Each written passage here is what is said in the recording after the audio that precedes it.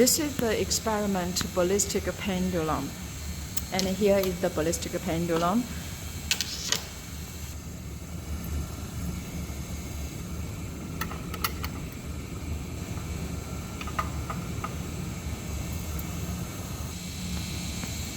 And here is the spring gun, and there are 3 ranges, and we will use the first range.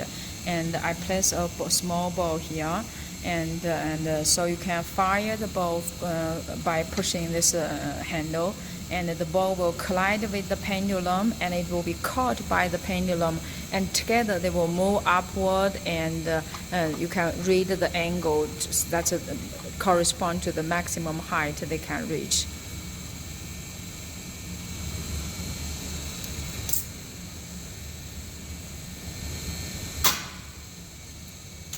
Okay, so this angle is about 15 degrees. First, because after the collision, the mass and the pendulum, they move together. So this is called the perfectly inelastic collision. This is the type of the collision that loses the most of the kinetic energy. And during this collision, the momentum is going to be conserved. And we use the little m to represent the mass of the ball, and the v0, this is the initial speed of the ball, and the big M, this is the mass of the pendulum. So initially the pendulum was at rest. The only momentum is from the little ball, and after the collision they have a common speed. They move together. Okay, and we want to the lab result is to figure out the initial speed of the ball. So we have the mass, we have the scale to measure the mass, and so to determine the initial speed, we need to find out what's the common speed of the pendulum ball system right after the collision. That's this big V. Okay, and right after the collision, they will move together just like a swing. And during this process, the mechanical energy was conserved. At the beginning, at the bottom position, and the pendulum ball system has kinetic energy. And when it reaches the maximum height, the speed at this position equal to 0. All of the kinetic energy converted to gravitational potential energy. And here h is the change of height compared to the bottom position. And you can simplify this equation. So this common speed v will be square root 2gh. So to figure out v, we need to figure out h. That's the change of the height.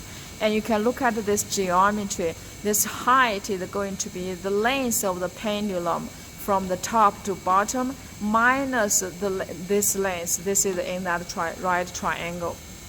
So that this h is going to be equal to L minus L cosine theta. So in this experiment, you can measure the length, the pendulum length, and we measure the angle, so you can find the change of height h, and then determine the common speed after the collision. And then coming back this equation, you can determine the initial speed of the ball. So this is how you determine the initial speed of the ball based on momentum conservation and based on that collision. Okay, and because this is the type of perfectly inelastic collision, I said that this is the most of the mechanical energy will be lost. So let's find out exactly how much mechanical energy will be lost. Okay, and this part of the result table, we calculate the mechanical energy before the collision, and before the collision only this little ball that was moving. This is the initial speed of the ball from the previous state. And the mechanical energy after the collision, the ball and the pendulum, they move together with this speed, common speed, big V, and you find the mechanical energy after the collision. And we also want to find out what's the percentage of the mechanical energy was lost. So this is the initial mechanical energy minus the final mechanical energy here, and divided by the initial mechanical energy from here. And this is the second part of the result table. And the first part of the result table is to determine the initial speed v0 of the ball. And we use two methods to determine V. And this is the one I talked previously, all this calculation and based on this equation. And the speed you found here, that goes to the speed from the ballistic pendulum. And we can also determine the speed from projectile motion. So next I'm going to show the projectile motion use the pendulum, use this system. And here is the spring gun, and the ball will start to fall from here and reach the ground. And here is the paper and the carbon paper. So once it leaves the dot, we can measure the horizontal range. Okay, I'm going to fire the ball first.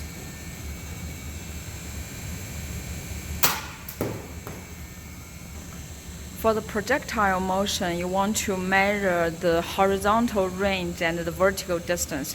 Horizontal range is from where it touches the ground and this point to where it starts the motion from this point. And because the projectile motion actually starts right at this position, so you also want to measure the distance from here to the edge of the table. So the sum of that two distance that gives the horizontal range, and that will be x. And you can also measure the vertical distance. So that's the vertical distance traveled from the floor to the bottom of the ball, to the bottom of this ball. So basically, you measure the distance from the floor to the top of the desk, and then from the top of the desk and to the bottom of the ball. So that's going to be the vertical distance. For the projectile motion, we measure the horizontal distance it traveled, and we also measure the vertical distance it traveled. And we have these two equations because horizontally no acceleration, and vertically just a motion with constant acceleration. So from the second equation, and you can solve t, and then plug t back to the first equation, and you can solve the initial speed v0. This is the data from projectile motion and x and y. So use the average x and y to solve the initial speed. Here is the data for the ballistic pendulum, and this is the mass of the initial ball, small ball. This is the mass of the pendulum, and this is the length of the pendulum. And this is the angle measurement, just 5 angle. Use the average angle to eventually calculate the height and eventually calculate the initial speed. And here is the required results table.